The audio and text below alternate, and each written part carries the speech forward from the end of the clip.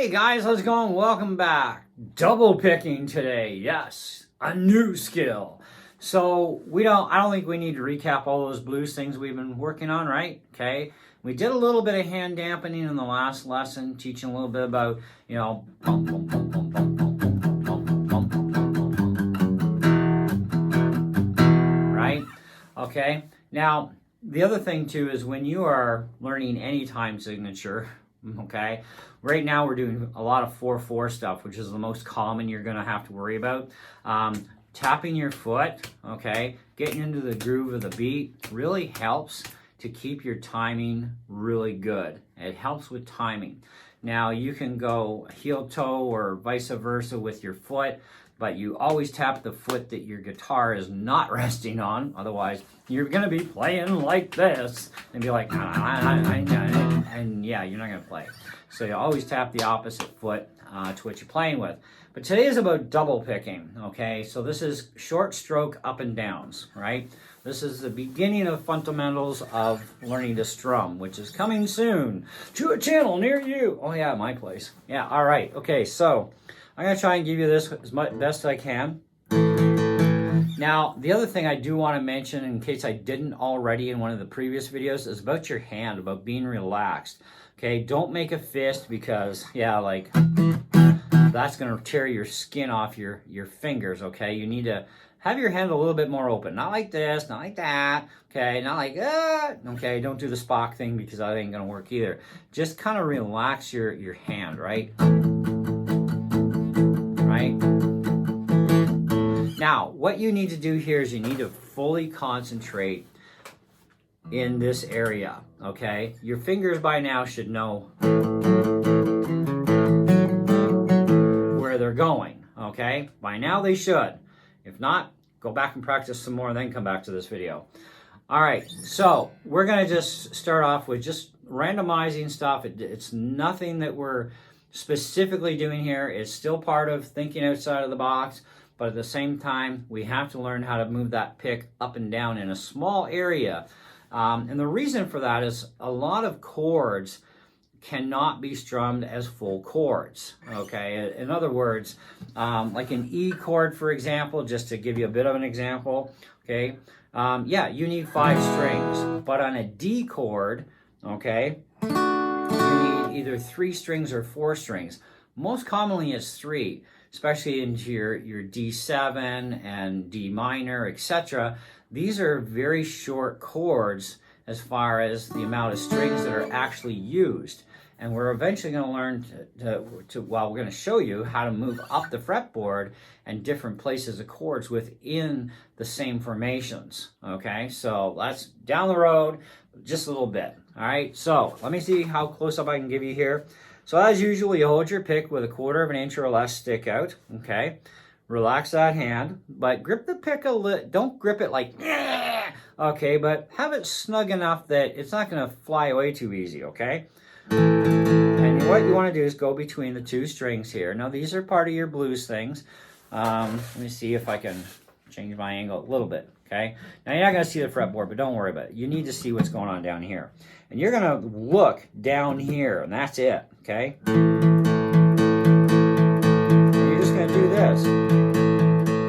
Now it does help to usually anchor at least your pinky against the pick guard if you can, okay? And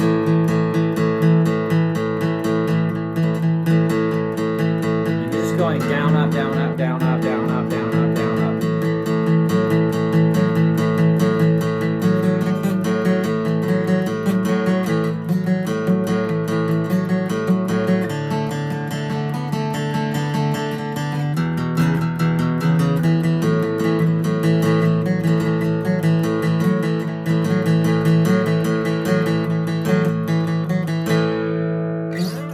So practice that down, up, down, up, down, up, down, up, and stay tight, okay? Like,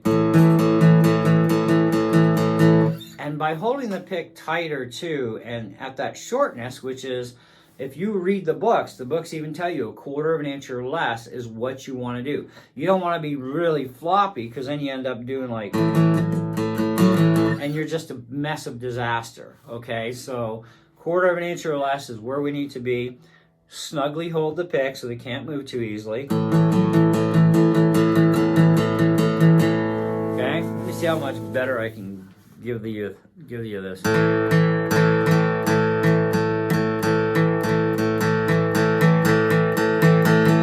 Now what you want to do until you get used to it is you don't have to necessarily be like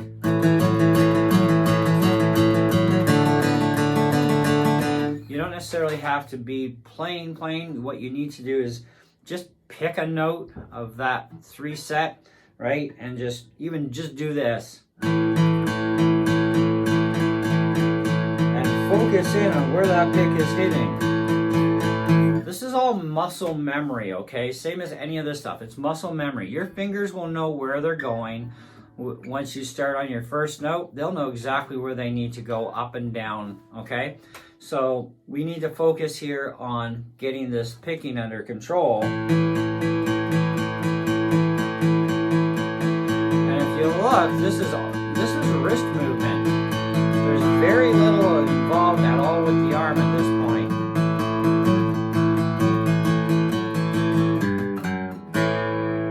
Okay, so work on that, and we'll see what happens in the next lesson. To bring you further along, okay? The idea here is we want to start you out on the basics, get you playing stuff, and we want to keep advancing you.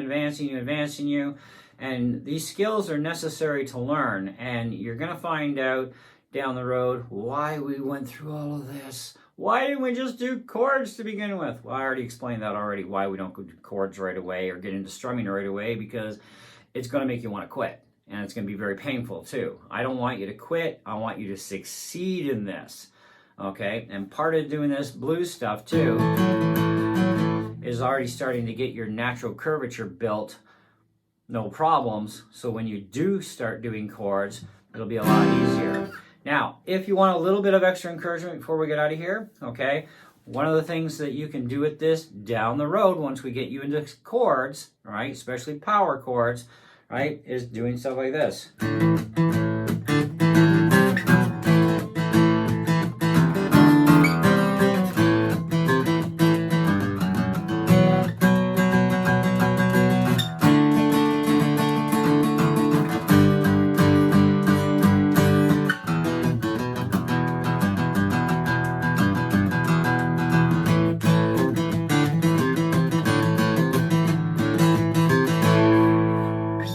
Does that help you out a little bit? Be a little more encouraged? Hope so.